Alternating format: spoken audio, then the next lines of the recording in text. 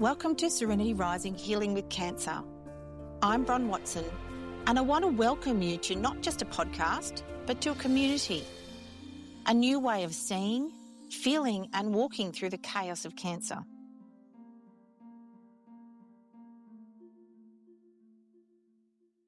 Welcome back to Serenity Rising. It's great to have you here. Now, if you're listening to this episode, you'll know that every fourth episode we do Serenity Now cards. Now, that's a 52-deck emotion cards that I've developed as part of the Serenity Project. So here's how they work if you're new. You look through the deck and you draw the card that matches what you're feeling right now. You name it, you sit with it, and then you flip the card over, and on the other side, there's a reframe, a different way of looking and thinking of that emotion. From there, I give you practical tools such as breathwork, meditation, you name it. We have so many in our toolbox. But now this week, we're doing something a little different.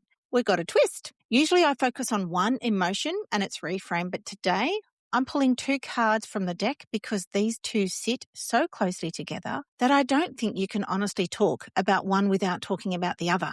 The first card is vulnerability, specifically leaning into vulnerability, finding the courage to speak your truth about what's really going on inside. The second card is expectation, but not in the way you might think. I'm talking about how expectation is the very thing that stops people from speaking their truth. The expectations we carry about how we should cope, what we should be feeling, who we need to be for other people, are the bricks in the wall between what's happening on the inside and what we're willing to say out loud. So the invitation today is that what if you could lean into your vulnerability and do it without expectation, without expecting yourself to be perfect at it, without expecting a certain response, without expecting that it has to look a particular way. Just truth. No performance, no script. It's just real. So let's get into it. I want to start by naming something I see every single day in this community. And I want to be honest, it's something I have lived with myself because there is a gap between what you are feeling on the inside and what you're willing to say out loud. You know what's there. You feel the fear, the grief, the exhaustion, the anger, the loneliness. I don't know how much longer I can do this. It's all there every day, sometimes every hour. But when someone asks you how you're going, what do you say? I'm fine. Yeah, I'm getting there. And you smile and you move on. And nobody knows what you just swallowed. So recently I bumped into an old friend and she asked me the usual questions. How are you, Bron? And in that moment, I decided to be vulnerable, to say how it really is at the moment, which is a little rocky and a little uncertain. The response? Crickets. Literally no response. Now, before I went off and be triggered by this situation, I did the pause, I did the reflection on what I was really feeling. And what was really going on was an unconscious expectation that that person in front of me would reply respectfully and demonstrate care. Now, that didn't happen. But let me be clear. The whole purpose of this story is to share the part of which I can change. So think serenity prayer here. God, Dennis, grant me serenity to accept what I cannot change, the courage to change the things I can, and the wisdom to know the difference. So we're talking about the courage part here. And that is to accept what I cannot change, which is I have zero influence over what another person thinks and feels. But I have the courage to think about how I can feel and respond because I have 100% control over that. So let's go back to the beginning of the vulnerability part first. Why do we stay silent? Because when I look back, it wasn't random. It was expectation. I had an expectation of myself that I should be strong, that I should keep going, that I shouldn't burden people with my feelings. And I had expectations from others, or at least the expectations I assumed others had of me. That is, she's so brave that she never lets it get her down story. I was performing a version of myself that matched what I thought everyone expected. And that performance was killing me. Now, Brené Brown, and if you've been in this community, you know, I'm a bit of a fan of her work. She defines vulnerability as uncertainty, risk, and emotional exposure. For anyone navigating illness, that's not something you go looking for.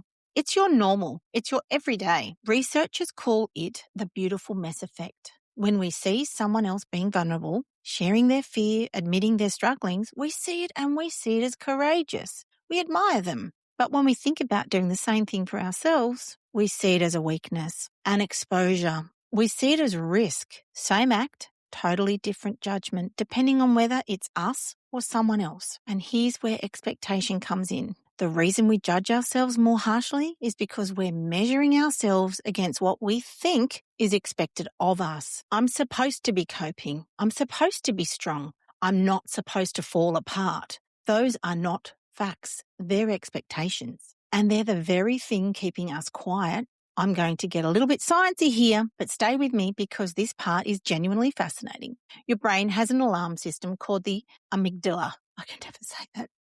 It's that little almond-shaped structure deep inside your brain, and its job is to detect threat. When you're sitting with someone and the honest answer to "how are you" starts forming in your mind, the real answer, your amygdala, lights up. It says, "Woo, woo, stop, danger." If you say that, you might be rejected. You might be judged, and then you might fall apart. And so you swallow it. You say, "I'm fine." And the amygdala goes, "Phew, threat avoided." But here's the thing. What's driving that alarm? Expectation. Your brain has built a prediction about what will happen if you speak. It expects rejection. It expects judgment. It expects that you'll overwhelm people or burden them. And because of that expectation, it threats honesty as a threat. Neuroscience research from 2024 tells us that the brain is fundamentally a prediction machine. It's constantly comparing what you expect to happen with what actually happens. Remember the A equals A theory by Kerry Chinner that I talk about? Now, if you haven't heard about it, please go to my When Stories keynote. I will pop a link of that in the show notes.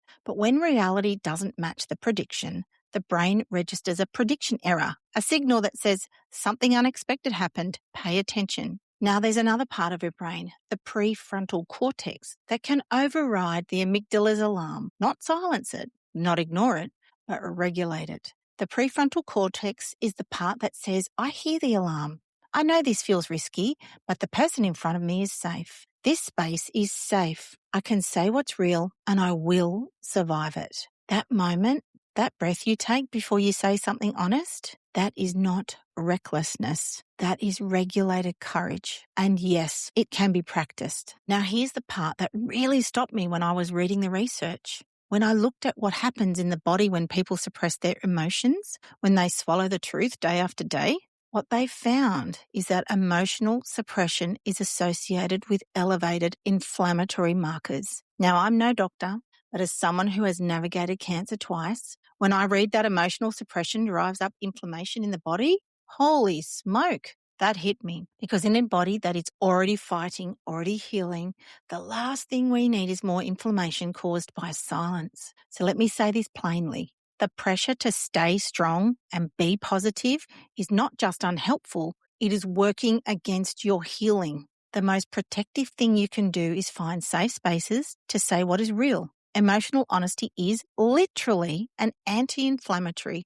We've talked about why we stay quiet and what it costs us. Now I want to talk about what happens on the other side, because the science on this is super cool as well. In 2024, a research team put brain scanners on two people at the same time, the person sharing and the person listening, and watched what happened when someone disclosed a difficult personal experience. What they found is that when one person spoke their truth, not the polished version, but the honest, vulnerable truth, the listener's brain began to mirror the patterns of the speaker's brain. Their neural activity synchronized. The brain regions for empathy and perspective taking lit up in both people simultaneously. Now, let me say that again. When you speak your truth, the brain of the person listening synchronizes with yours. That is the neuroscience of being seen.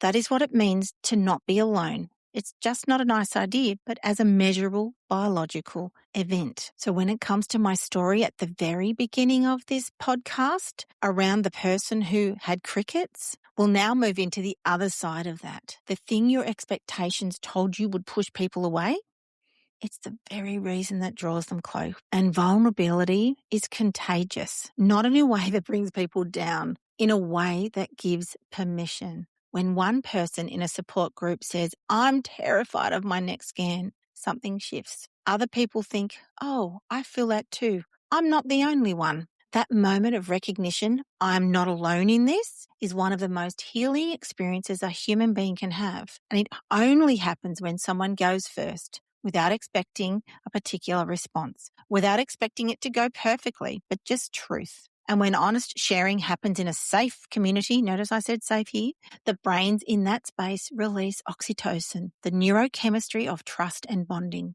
Now, research published in Nature Reviews Neuroscience confirms that oxytocin reduces stress, promotes trust, and enhances the ability to process difficult situations. So when I say the Serenity Project community is a healing space, I'm not just being warm and fuzzy. I'm actually meaning it biologically. Safe connections trigger oxytocin, reduces stress hormones, and lowers inflammation. Your community is not just emotional support, it's medicine. So if speaking your truth is that powerful and the research says it is, why is it still so hard? What's the missing piece? So just the point here, guys, is to find that safe space, your safe space. So if speaking your truth is that powerful, and the research says it is, why is it still so hard? What's the missing piece? I believe it's self-compassion. And the research backs me here up as well.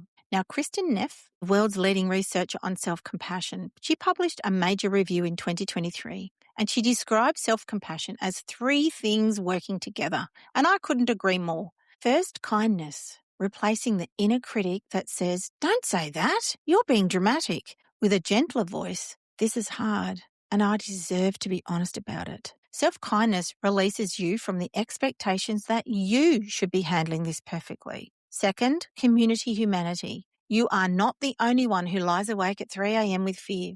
You are not the only one who says, "I'm fine," when you're not. Struggling is not a personal failing, it's a part of being human. When you know that, speaking becomes less terrifying because you're not confessing a weakness. You're sharing an experience and you're letting go of the expectation that everyone else is coping and you're the only one who isn't. And the third is mindfulness, the space between the feeling and the reaction. Instead of being consumed, "If I say this, I'll fall apart," or suppressing, "Just don't think about it." Mindfulness lets you hold it gently. This is what I'm feeling right now. I can be with it. I can speak it without it swallowing me whole. Mindfulness lets you approach vulnerability without the expectation that you need to control what happens next. And remember the beautiful mess effect, where we see vulnerability in others as a courage, but in ourselves as a weakness? The research found that self-compassion closes that gap. When you are compassionate with yourself, you stop holding yourself at an impossible standard.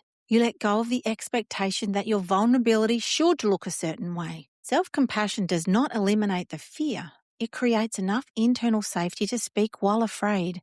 And that, my friends, is courage. So let's come back to the second card, expectation. Because I said at the start that this is the other side of vulnerability and what I want to unpack with that. I want you to think about whether any of these sound familiar. I should be coping better by now. I should be grateful. Other people have it worse. My family needs me to be strong. Treatment is over, so I should be fine now. If I talk about the dark stuff, people will think I'm not trying. Every single one of those is an expectation. Some come from inside of us, some come from family, friends, from society, from the medical system, and every single one adds a brick to the wall between what you feel and what you say. This is why I said at the beginning that these 2 cards go together. Vulnerability is the truth that lives inside you. Expectation is the thing that stops it coming out. You cannot lean into one without examining the other. And here's what the neuroscience research tells us about expectations. Your brain is a prediction machine. It's constantly building a model of what will happen next. When you think about speaking honestly, your brain predicts the outcome based on your expectations. Remember that A equals A? If you expect rejection, the brain treats honesty as a threat. If you expect that people will think less of you, the brain says, don't risk it. But here's the flip side, and this is the hopeful part. When you speak your truth and the outcome is better than your brain expected, when instead of rejection, you're met with compassion, that's what researchers call a positive expectation violation.